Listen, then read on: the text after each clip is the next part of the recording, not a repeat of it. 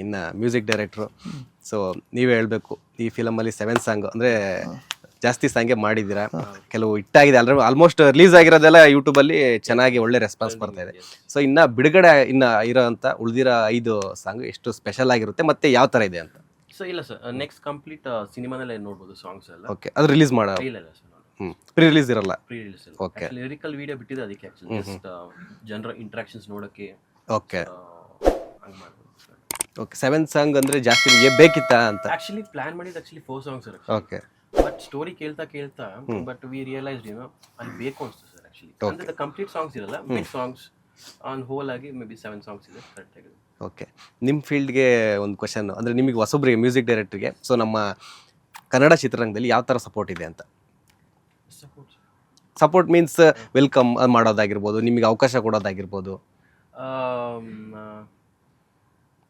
Support ಬಗ್ಗೆ ಅಷ್ಟೊಂದು ಯೋಚನೆ ಮಾಡಿಲ್ಲ ಸರ್, ಬಟ್ ರೈಟ್ ನಾವು ಜನರು ರೆಸ್ಪಾನ್ಸ್ ನೋಡ್ತಾ ಇದ್ರೆ, I mean may be next movie opportunity ಆವಾಗಲೇ ಕಾಲ್ಸ್ ಬರ್ತಿದೆ actually okay, for next movie ಸಿನಿಮಾದಲ್ಲಿ. ಸೊ ಕಾಂಟ್ಯಾಕ್ಟ್ ಇದ್ದಾರೆ actually. So may be my songs may be ಇಂದ ಚೆನ್ನಾಗಿ ಬಂದಿದೆ, ಸೊ ಅದರಿಂದ ಮೇ ಬಿ ಪ್ಲಸ್ ಆಗುತ್ತೆ.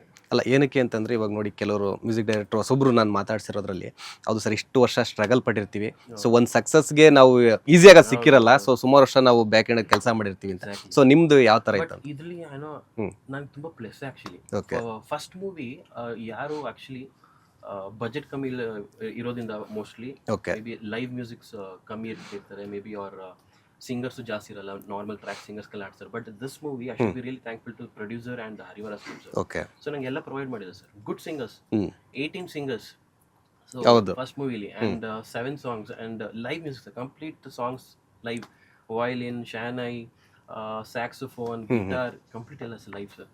Okay, so it is a good song package movies actually.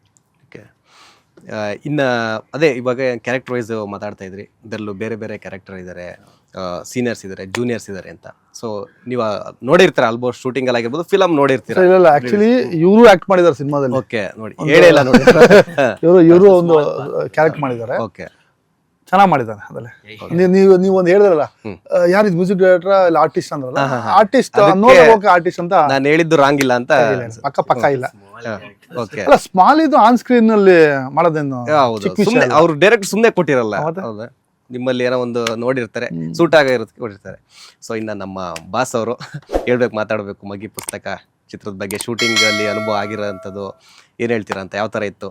ಇಲ್ಲಿ ಬಹುತೇಕ ಕಾಮಿಡಿ ಕಿಲಾಡಿಗಳು, ಗಿಲಿ ಗಿಚ್ಚಿ ಈ ತರದ ಆರ್ಟಿಸ್ಟ್ ಕಾಮಿಡಿ ಇದರಲ್ಲೆಲ್ಲ ಬಂದ್ರಲ್ಲ, ಅವರೆಲ್ಲ ಅಭಿನಯಿಸಿದ್ದಾರೆ. ಓಕೆ, ಚಂದ್ರಪ್ರಭಾ, ಮಾಂತೇಶ್ ಅವರು 150ಕ್ಕೂ ಹೆಚ್ಚು ಲೊಕೇಶನ್ಗಳಲ್ಲಿ ಚಿತ್ರೀಕರಣ ಮಾಡಿದ್ದಾರೆ. ಓಕೆ, ಹಗಲು ರಾತ್ರಿ ಶೂಟಿಂಗ್ ಮಾಡಿದ್ದಾರೆ. ಜೊತೆಗೆ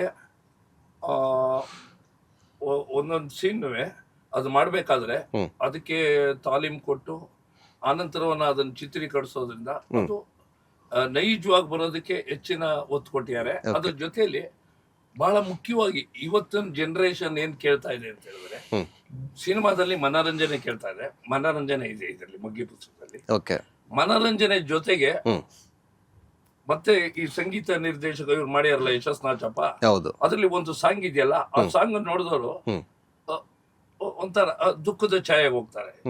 ಯಾಕೆ ಅಂತ ಹೇಳಿದ್ರೆ, ಅವರು ನಿಜ ಜೀವನದಲ್ಲಿ ಅವರ ತಂದೆ ಅಂದ್ರು ಎಷ್ಟು ಕಷ್ಟ ಪಡ್ತಾರೆ ಅನ್ನೋದನ್ನ ನೈಜವಾಗಿ ಚಿತ್ರೀಕರಣ ಮಾಡಿದ್ದಾರೆ. ಅದು ಜನರಲ್ಲಿ ಯಾವಾಗ್ಲೂ ಉಳ್ಕೊಡುತ್ತೆ.